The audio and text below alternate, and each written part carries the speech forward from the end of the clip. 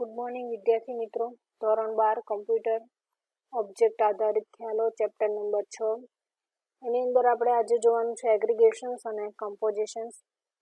તો જ્યારે એક ક્લાસના ઓબ્જેક્ટ બીજા ક્લાસના ઓબ્જેક્ટ બનેલા હોય ત્યારે તેને એગ્રીગેશન્સ અથવા તો કમ્પોઝિશન્સ કહેવામાં આવે છે, બરાબર. એટલે કે એક જ ક્લાસના ઓબ્જેક્ટ હશે પણ એ બીજા ક્લાસમાં પણ હશે, બરાબર. એટલે કે એક જ ઓબ્જેક્ટ જે છે એ બંને ક્લાસની અંદર હયાત હોય ત્યારે એને જે છે એને શું કહેવાય, એગ્રીગેશન. હવે એગ્રીગેશન વચ્ચેનો સંબંધ જે છે કેવો હોય છે, કાં તો પૂર્ણ એટલે કે પૂરેપૂરું હોય છે અથવા તો અંશતઃ એટલે કે અડધો અડધો હોય છે, બરાબર. ઉદાહરણ તરીકે મધરબોર્ડ એ કમ્પ્યુટરનો જે એક ભાગ છે, બરાબર. તો મધરબોર્ડ છે એ એક અલગ ઓબ્જેક્ટ છે, કમ્પ્યુટરનો બીજા જે ભાગ છે એ અલગ ઓબ્જેક્ટ છે.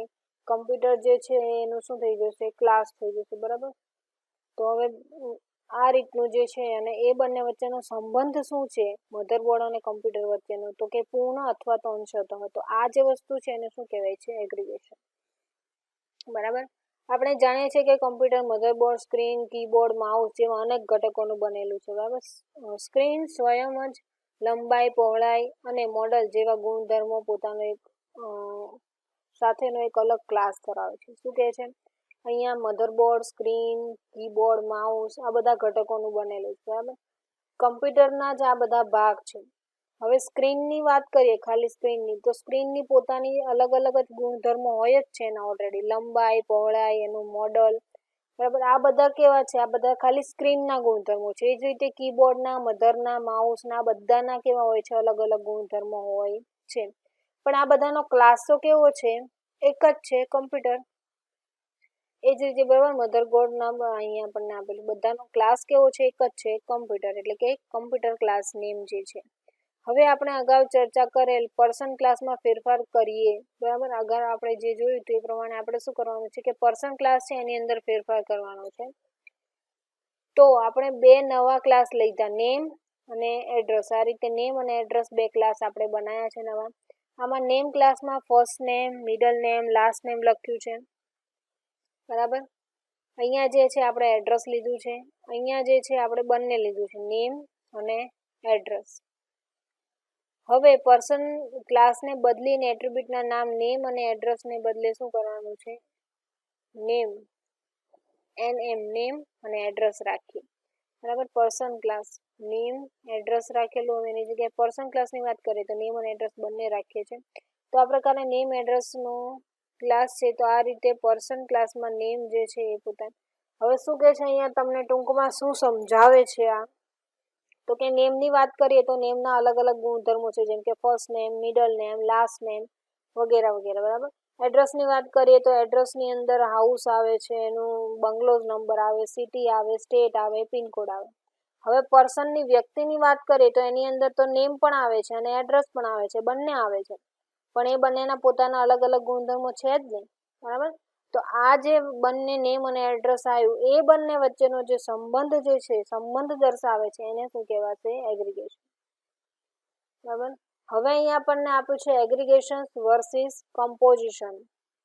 બંનેની તુલના કરી છે કે એગ્રીગેશન અને કમ્પોઝિશન બંનેને જો સાથે ભેગા કરીએ તો શું થાય, તો કે એગ્રીગેશન બે ક્લાસ વચ્ચેના ભિન્ન ભિન્ન સંબંધને રજૂ કરે છે. બે ક્લાસ વચ્ચે જે અલગ અલગ સંબંધ હોય છે એને શું કરે છે, એગ્રીગેશન દર્શાવે છે. એગ્રીગેશનમાં કોઈ ક્લાસ એક જ અનોર ક્લાસનો એક ભાગ છે. શું કે છે, એગ્રીગેશન છે એક મેઇન ક્લાસ જે હોય છે એનો શું છે, ભાગ છે. તે સ્વતંત્ર રીતે અસ્તિત્વ ધરાવે છે. આ આંશિક ક્લાસ ઓબ્જેક્ટનો કાર્યકાળ ઓનર ક્લાસ થી નક્કી થતો નથી, બરાબર. જેમ કે શું કહે છે અહીંયા ફરીથી, તો કે એગ્રીગેશન જે છે એ કોઈ ક્લાસ છે કે જે ઓનર ક્લાસનો ભાગ છે, બરાબર. અહીંયા શું કહે છે, નામ જે છે એ ઓનર ક્લાસ કયો છે, પર્સન. પર્સનનો એક શું છે, ભાગ છે, પણ એ પોતે પણ શું કરે છે, એનું પોતાનો કાર્યકાળ ધરાવે છે, એટલે કે એનાથી અલગ અસ્તિત્વ ધરાવે છે. આંશિક ક્લાસ ઓબ્જેક્ટનો કાર્યકાળ ઓનર ક્લાસથી નક્કી થતો નથી, બરાબર. આનો જે કાર્યકાળ છે એ પર્સનથી નક્કી થતો નથી. ઉદાહરણ તરીકે મધરબોર્ડ, જો કે કમ્પ્યુટરનો જ એક ભાગ છે પણ તે કમ્પ્યુટરની સ્વતંત્ર એક અલગ ઘટક તરીકે અસ્તિત્વ ધરાવે છે અને મધરબોર્ડ કમ્પ્યુટર સાથે અભિન્ન રીતે સંકળાયેલો નથી. આ જ રીતે, બરાબર, મધરબોર્ડ જે છે કમ્પ્યુટર સાથે અભિન્ન રીતે ન જોડે, ભલે એનો ભાગ હોય પણ એને આપણે અલગ કરવું હોય તો કરી શકીએ છીએ, એટલે કે અલગ પણ અસ્તિત્વ ધરાવે છે ને એની અંદર પણ એનો એક ભાગ છે. આમ બે અથવા તો વધારે વ્યક્તિઓ એડ્રેસ અથવા ઓબ્જેક્ટનો ઉપયોગ કરે છે, આથી એડ્રેસ એક જ વ્યક્તિ માટે હોય તે જરૂરી નથી, બરાબર. એડ્રેસ એક જ વ્યક્તિ માટે હોય તે જરૂરી નથી, બરાબર. જો અહીંયા આપણે ઉદાહરણ તરીકે આપ્યું છે, નેમ છે, પર્સન છે, એડ્રેસ છે, બંનેનું એડ્રેસ કેવું છે, સેમ છે, બરાબર. એટલે એક કરતાં વધારે વ્યક્તિઓ માટે પણ હોઈ શકે છે. ફ્લેટ જે છે એક જ ફ્લેટ છે, એડ્રેસ બંનેનું કેવું હશે, સેમ હશે. ફ્લોર ને ઘર નંબર કેવો હશે, અલગ હશે. એડ્રેસ તો બાકી કેવું આવશે, સેમ, બરાબર. તો આવું પણ હોઈ શકે છે. હવે કમ્પોઝિશન શું કહે છે, તો કે કમ્પોઝિશન બે ક્લાસ વચ્ચેનો અજોડ સંબંધ જણાવે છે. કમ્પોઝિશન એક પ્રબળ છે કે મજબૂત પ્રકારનું એગ્રીગેશન, જેમાં આંશિક ક્લાસનો કાર્યકાળ ઓનર ક્લાસના અસ્તિત્વને આધારે જ હોય છે. એક જ ક્લાસ ઓબ્જેક્ટને દૂર કરવામાં આવે તો આંશિક ક્લાસ ઓબ્જેક્ટ પણ નષ્ટ પામે છે. શું કહે છે કે ઓબ્જેક્ટ ક્લાસ જે અહીંયા કમ્પોઝિશન શું કહે છે કે જે ક્લાસ જે છે એ શું છે, આંશિક ક્લાસ એ ઓનર ક્લાસ સાથે સંકળાયેલો હોય. જો ઓનર ક્લાસ બંધ થઈ જાય એટલે કે એને નાબૂદ કરવામાં આવે તો જે આંશિક ક્લાસ છે આપોઆપ એવો થઈ જાય છે, નષ્ટ. જેમ કે પર્સન ક્લાસનો કોઈ ઓબ્જેક્ટ ડિલીટ કરવામાં આવે, પર્સન ક્લાસનો કોઈ ઓબ્જેક્ટ ડિલીટ કરવામાં આવે તો તેમાં તો એ જ વ્યક્તિ સાથે જોડાયેલ ડિલીટ કરવામાં આવે તો નેમ ક્લાસનો ઓબ્જેક્ટ પણ નષ્ટ થઈ જાય કે બરાબર. શું કે છે, પર્સન ક્લાસની અંદર આ પર્સન ક્લાસ છે એની અંદરથી નેમ જે છે એને જ ડિલીટ કરી દેવામાં આવે તો આ જે નેમ છે એ પણ અહીંયા જોડાયેલું છે એ તો આપોઆપ શું થઈ જશે, ડિલીટ. કમ્પોઝિશન સંબંધ અહીંયા આપણને દર્શાવે, બરાબર. કમ્પોઝિશન્સ છે એ શું કહે છે, તમને વારંવાર પૂછાયેલું છે કે ભરેલા હીરાના સિમ્બોલ દર્શાવે છે, જ્યારે એગ્રીગેશન છે એ ખાલી હીરાનું સિમ્બોલ દર્શાવે છે, બરાબર. એ તમને MCQમાં વારંવાર પૂછાતો હોય છે, એ પ્રકારનો ક્વેશ્ચન છે. હવે અહીંયા શું કહે છે, બીજું એક ટોપિક એ કહે છે કે તમને કમ્પોઝિશન્સ છે એ કેવું ધરાવે છે, પૂર્ણ સંબંધ આંશિક સંબંધ દર્શાવે છે, જ્યારે એગ્રીગેશન છે એ પૂર્ણ સંબંધ દર્શાવે છે. ત્યાર પછી છે ઇનહેરિટન્સ. ઇનહેરિટન્સ સામાન્ય રીતે બે ક્લાસ વચ્ચે એક પ્રકારનો સંબંધ જણાવે છે. ઇઝ અ કાઇન્ડ ઓફ, એક પ્રકારનો સંબંધ દર્શાવે છે. એટલે શું, તો કે જ્યારે એક ક્લાસ અન્ય ક્લાસનો પ્રકાર હોય ત્યારે આ યોગ્ય છે, બરાબર. શું કહે છે, એક ક્લાસ અન્ય ક્લાસનો પ્રકાર હોય ત્યારે જે વસ્તુ યોગ્ય હોય એને શું કહેવાય, ઇનહેરિટન્સ. જેમ કે આપણે જોઈએ કે શિક્ષક એક પ્રકારની વ્યક્તિ છે, આથી પર્સન ક્લાસના બધા જ એટ્રીબ્યુટ્સ અને મેથડ તેને તે ક્લાસને લાગુ પડે છે, બરાબર. હવે જનરલી પર્સનની વાત કરીએ, પર્સનની અંદર દરેક વ્યક્તિ આવે, બરાબર. દરેક વ્યક્તિના જે ગુણધર્મ હશે એ શિક્ષક પણ એક વ્યક્તિ છે એને પણ લાગુ પડશે, બરાબર. એ જ કહે છે અહીંયા કે પર્સન ક્લાસના જે કાંઈ પણ એટ્રીબ્યુટ અને મેથડ હશે એ બધા ટીચર્સના ક્લાસને પણ શું પડશે, લાગુ. બીજા શબ્દમાં કહીએ તો પર્સન ક્લાસના બધા એટ્રીબ્યુટ અને બિહેવિયર ટીચર ક્લાસને વારસામાં મળશે, બરાબર. કારણ કે એ પોતે એક શું છે, વ્યક્તિ, એટલે એને બધા જ લક્ષણો શું થશે, વારસામાં. આ ઉપરાંત ટીચર ક્લાસના વધારાના એટ્રીબ્યુટ જેવા કે સબ્જેક્ટ ટીચર્સ, એટલે કે કયો સબ્જેક્ટ લે છે તો એ સબ્જેક્ટ, અને મેથડ જેમ કે વિષયના લેક્ચર, એ વિષયના લેક્ચર કઈ રીતે ભણાવે છે તો એની મેથડ હોઈ શકે છે. તો આ સંજોગોમાં પર્સન ક્લાસનો ઉપયોગ ટીચર્સને ક્લાસ વ્યાખ્યાયિત કરી શકાય છે, બરાબર. શું કહે છે કે પર્સન ક્લાસનો ઉપયોગ કરીને ટીચરના ક્લાસને વ્યાખ્યાયિત કરી શકાય છે. પર્સન ક્લાસનો ઉપયોગ કરીને ટીચર્સના ક્લાસને વ્યાખ્યાયિત કરી શકાય. પર્સનના જે લક્ષણો છે પર્સન ક્લાસના એ બધા ટીચર ક્લાસને વારસામાં હશે, એના સિવાય પણ એના અલગ લક્ષણો છે, જેમ કે સબ્જેક્ટ અને એનો લેક્ચર, બરાબર.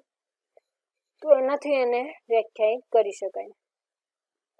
ઇનહેરિટન્સ અન્ય હયાત ક્લાસના ગુણધર્મને વારસામાં મેળવી અને ઓબ્જેક્ટના નવા ક્લાસને વ્યાખ્યાયિત કરવાના સામર્થ્યનો નિર્દેશ કરે છે, બરાબર. ટૂંકમાં ઇનહેરિટન્સ છે શું કરે છે, એનો જે અલગ ગુણધર્મો એને મળે છે એનાથી એ શું કરે છે, વ્યાખ્યાયિત પોતાને કરવાનું સામર્થ્ય ધરાવે છે.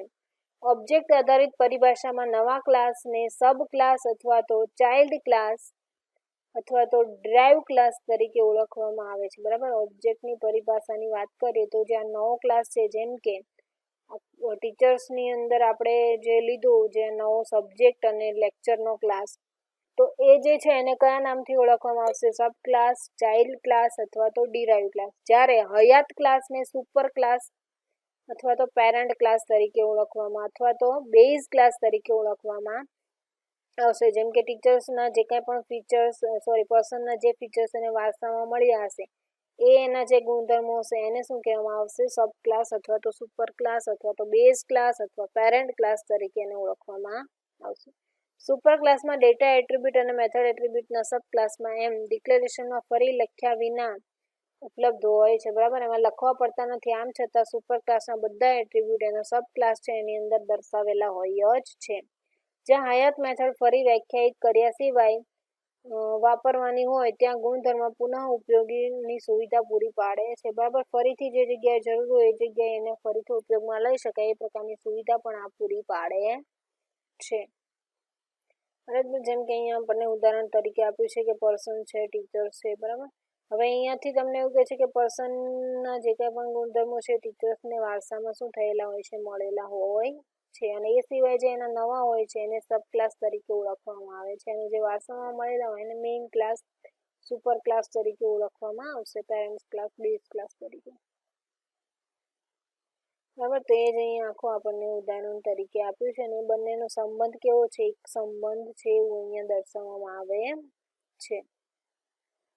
ત્યાર પછી છે કમ્પોઝિશન્સ અને ઇનહેરિટન્સની તુલના. હવે આપણે ઉપર જે કમ્પોઝિશન જોયું હતું અને ઇનહેરિટન્સ, આ બંને વચ્ચે શું ડિફરન્સ રહેલો છે? તો કે ઇનહેરિટન્સમાં ક્લાસની ક્રિયાત્મકતાને ભેગી વાપરવા, પુનઃ ઉપયોગ કરવા અથવા તો વધારવા માટે અન્ય ક્લાસમાંથી વારસામાં મળે છે, બરાબર. એને ઉપયોગ કરવો હોય, એમાં વધારો કરવો હોય તો એ બધાને અન્ય ક્લાસમાંથી વારસામાં મળે. જેમ કે ટીચર્સ ક્લાસની વાત કરીએ તો એને આ બધા જે ગુણધર્મો કે છે એ બધા શું કરશે? પર્સન ક્લાસમાંથી વારસામાં મળેલા હશે. અહીં સુપર ક્લાસ અને સબ ક્લાસ વચ્ચે એક પ્રકારનો સંબંધ, એટલે કે બંનેની અંદર બધી વસ્તુ કેવી હોય છે? સેમ હોય છે એવું કહી શકાય છે. કમ્પોઝિશનમાં ક્લાસ અન્ય ક્લાસમાંથી વારસામાં બનતો નથી, બરાબર. કમ્પોઝિશનની અંદર કોઈ વારસામાં એવું કશું બનતું નથી, પણ બીજા ક્લાસ વડે બનેલો હોય છે, બરાબર. બીજા ક્લાસ વડે બનેલો હોય એવું બની શકે, પણ એને વારસામાં મળતું નથી. ક્લાસ અમુક એટ્રીબ્યુટ ધરાવે છે જેમને એકબીજા પ્રકારના ક્લાસ હોય છે, બરાબર. શું કે છે? ક્લાસ એ અમુક એટ્રીબ્યુટ ધરાવે છે અને જેને પાછું કેવું હોય છે? અલગ પ્રકારના બીજા ક્લાસમાં હોય છે. તો આ રીતે એ બંનેનો જે સંબંધ છે એ અન્ય પ્રકારની રિલેશનશિપ અને કન્સ્ટ્રેન્ટ પણ દર્શાવે છે, બરાબર. તો અહીંયા જે છે આની સાથે આપણું ચેપ્ટર જે છે એ કમ્પ્લીટ થાય છે. તો મળીએ છીએ નેક્સ્ટ લેક્ચરની અંદર એક નવા ટોપિક સાથે, બરાબર. ચેપ્ટર નંબર 7 આપણે નેક્સ્ટ ટાઈમ ચાલુ કરીશું નેક્સ્ટ લેક્ચરની અંદર. ત્યાં સુધી ઓકે, ગુડ બાય.